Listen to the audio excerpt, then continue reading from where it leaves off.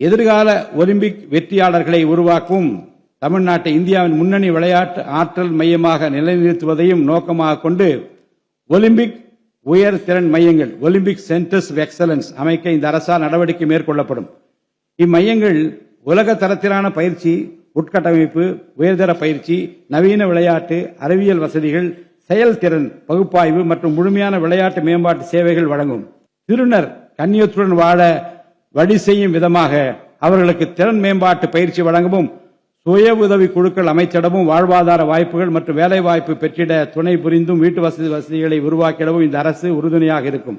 நமது வரலாற்று சிறப்புமிக்க ஆன்மீக கோயில்களின் நிர்வாகத்தை மேம்படுத்தும் வகையில் இந்து சமய அறநிலையத்துறையில் கட்டமைப்பு சீர்திருத்தங்களை இந்த அரசு மேற்கொள்ளும்.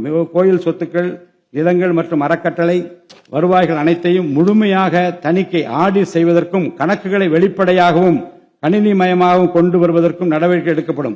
முந்தைய காலங்களில் நிலவி வந்த நிர்வாக முறைகேடுகள் முற்றிலும் களையப்பட்டு கோயில்களில் அசையும் மற்றும் அசையா சொத்துக்கள் அனைத்தும் அதன் புனிதமான நோக்கங்களுக்காக மட்டுமே பயன்படுத்தப்படும் இந்த அரசால் உறுதி செய்யப்படும். அரசின் நலத்திட்டங்களை மக்களிடம் எடுத்துச் செல்வதில் முக்கிய பங்கு வகிப்பவர்கள் அரசு ஊழியர்கள். இளைய சமுதாயத்தை நல்வழிப்படுத்துவதில் முக்கிய பங்கு வகிப்பவர்கள் ஆசிரியர்கள். அரசு ஊழியர்கள், ஆசிரியர்கள் மற்றும் ஓய்வூதியதாரர்களின் நலன்களை தொடர்ந்து பாதுகாக்கப்படும். அவர்களுக்கான மருத்துவ காப்பீட்டு திட்டங்கள் மேலும் செம்மைப்படுத்தப்படும். தமிழ்நாட்டின் வளர்ச்சியினை மேலும் ஊக்குவித்துவிடவும், மக்களின் வாழ்வாதாரத்தினை மேம்படுத்திடவும் அனைத்து துறைகளையும் உள்ளடக்கிய வெற்றி தமிழகம் தொலைநோக்கு திட்டங்கள் அடுத்த 5 ஆண்டுகளில் இவ்வரசு செயல்படுத்தும். தமிழ் அடையாளம் மற்றும் பெருமை, கண்ணியமான வாழ்வு மற்றும் சமூக பாதுகாப்பு, மகளிர் நலன், இளைஞர் நலன், விவசாயிகள், விவசாய கூலி தொழிலாளர்கள் மற்றும் மீனவர் நலன், உலகத்தரம் வாய்ந்த கல்வி, வளமான தமிழ்நாடு, சிறந்த மருத்துவம் மற்றும் சுற்றுச்சூழல், உலகத்தரமான கட்டமைப்பு மற்றும் மக்கள் நல அரசு, நேர்மையான மற்றும் வெளிப்படையான நிர்வாகம் என 10 தூண்களை உள்ளடக்கிய வளர்ச்சி பாதையாக இது இருக்கும்.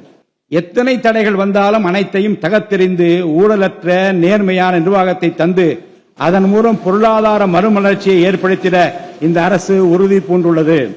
அரசின் நலத்திட்டங்கள் அனைத்து பிரிவினரையும் சென்றடைய இந்த அரசு செயலாற்றும்.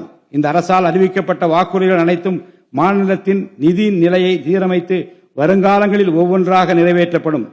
தமிழ்நாட்டு மக்கள் மிகுந்த எதிர்பார்ப்புக்கிடையில் படைபலம், பணபலம், அதிகார பலத்தை மீறி மாண்புமிகு முதலமைச்சர் திரு ஜோசப் விஜய் அவர்களின் தலைமையிலான இந்த அரசை தேர்ந்தெடுத்திருக்கிறார்கள். இம்மக்களின் எதிர்பார்ப்புகளை நிறைவேற்ற வேண்டியது இந்த அரசின் கடமை.